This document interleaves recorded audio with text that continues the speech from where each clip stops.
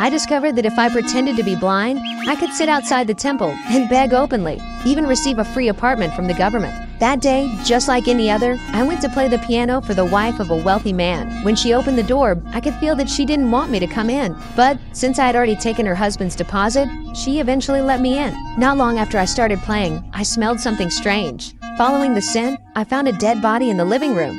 Then I finally understood why she hadn't wanted to let me in. At first, I pretended to stay calm and casually said I needed to use the bathroom. As I walked through the living room, I intentionally stepped into some water on the floor so I would look more like a real blind person. Once I entered the bathroom, I realized the killer was right behind me, holding a gun. I held my breath and tried not to make any movement that could expose me. Fortunately, he didn't suspect anything. When I passed the living room again, I saw the face of the dead man. Clearly, it was the wealthy man who had hired me. I forced myself to stay calm and went back to the piano to continue playing. After leaving her house, I hesitated about whether I should call the police.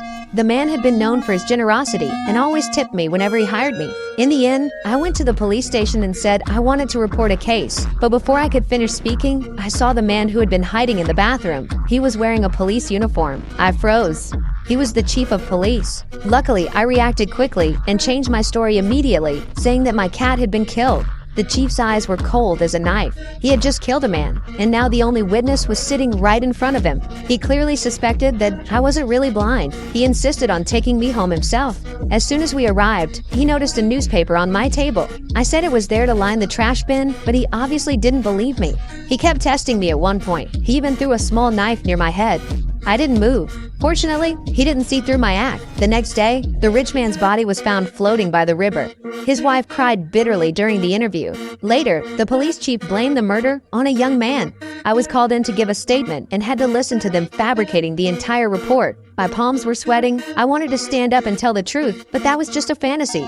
I knew that if I spoke up, I would end up like that rich man dead. I thought everything was over, but then a twist appeared. At the funeral, the man's wife kept talking about what had happened before his death, unaware that during the murder, she and the chief had overlooked someone, the old lady next door.